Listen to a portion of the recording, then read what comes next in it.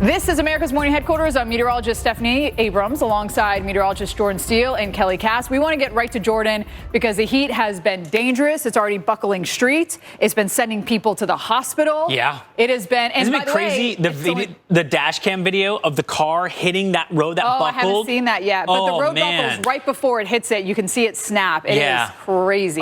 Which is crazy. I mean, obviously this heat's causing so hot today. It is. And Felicia, I'm like you. When that heat, it makes me tired. Like, it really wears you down and can do it so quickly, too. Yeah, I mean, and that's the thing, like, sometimes you don't realize it because, you know, we all have that post-lunch slump or, you know, whatever, but it's the heat. It wears you down. It makes you, we were talking yesterday about how it makes you not really hungry, so maybe you're not eating as much, so you're not realizing that your body's not having enough fuel either. So all these different effects that come along with the heat that can really wear you down before you know it. And it's about eating the right things, lots of fruit with water in it, and we're both Florida girls, so if we're saying that this is hot, then you must trust us because we are used to it. Let's take you to the nation's capital now. Felicia, we'll check back with you. Ice cream trucks, yes. Take you across the country because it's not just D.C., it's not just New York. It is places like Chicago and Detroit where our temperatures are going to get wet because you do definitely have to move with the tide. And sometimes it can catch you off guard real fast. You're like, oh, wow, there's a lot of water around me. I got to start moving.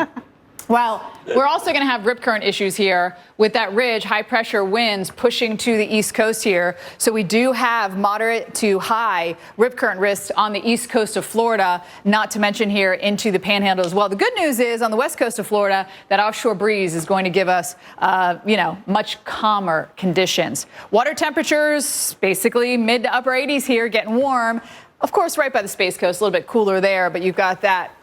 Look at that. Going off the coast here, the Gulf Stream for us. The flags, even if it's yellow, I would say be very, very careful in the water. UV index at the top level, which is 11, and that's where you can burn in just a matter of 15 minutes. Listen, even when there's clouds, you still have to be really, really careful. Clearwater Beach, we've got showers and thunderstorms for us, much better as we head into our Friday.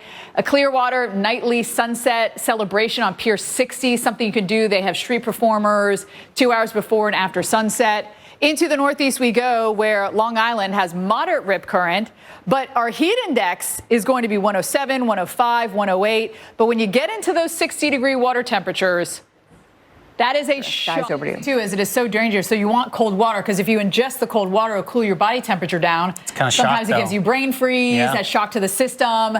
And so maybe just do it a little bit slower than you typically would, as a heat emergency remains in effect through today in places like Boston with triple-digit temps expected. So if you're outside doing any sort of work, make sure that you're hydrating, taking shades, maybe practicing a sport in the summertime. You've got to be so careful with everything. Yeah. And one person that's already working outdoors this morning is senior national correspondent Justin Michaels.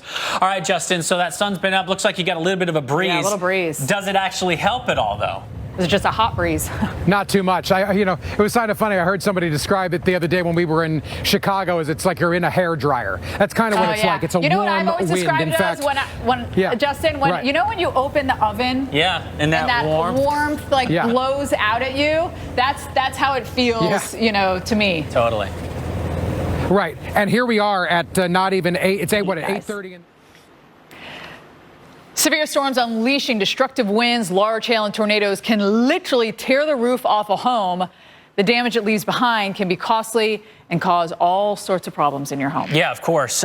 If this happens to you, what can be done? Well, we do want to bring in Mike Thomas, the Director of External Learning and Development, Storm Restoration at GAF. Thank you for being with us. All right, so let's say a storm is approaching. We could see we're within that vicinity where it can move into. Is it now too late, then, to do anything to prepare?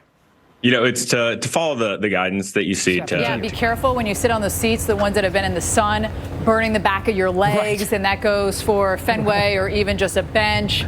If you're taking the kids to the playground, it can be very dangerous. They literally can get burned on some of that equipment. Justin, thank you for that report. We'll check back with you in a little bit. And we want to talk about the fact that this high pressure is essentially the conductor of the train right now.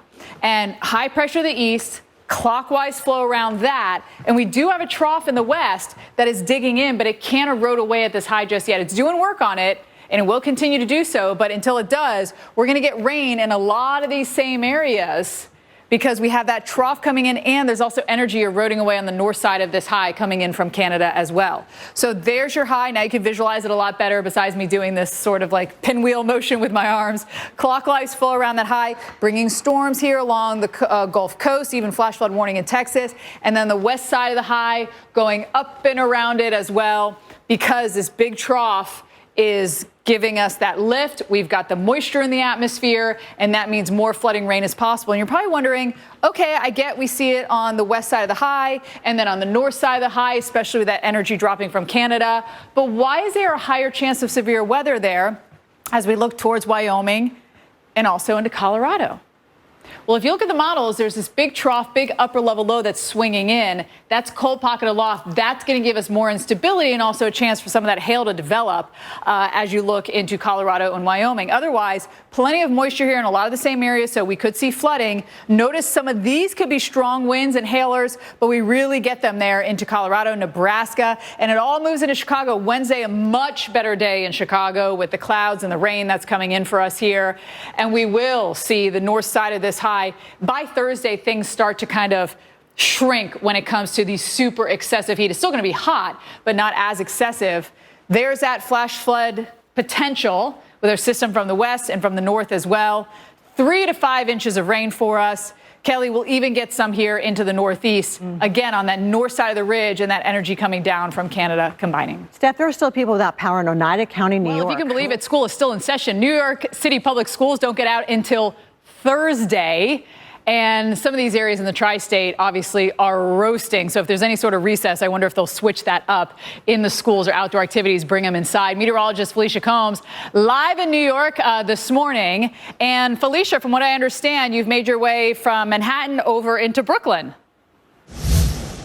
Yeah, That they are. And Felicia, I've noticed the hair has gone up into a ponytail, which is good. It gets a breeze on your neck. Then you have to worry about your neck getting burned. Yeah. Kelly, so there's all these little things you forget. You put your hair up, then your neck burns. You got to put the lotion on. Then you put your hair down and you're hot. It's all just a, balancing act.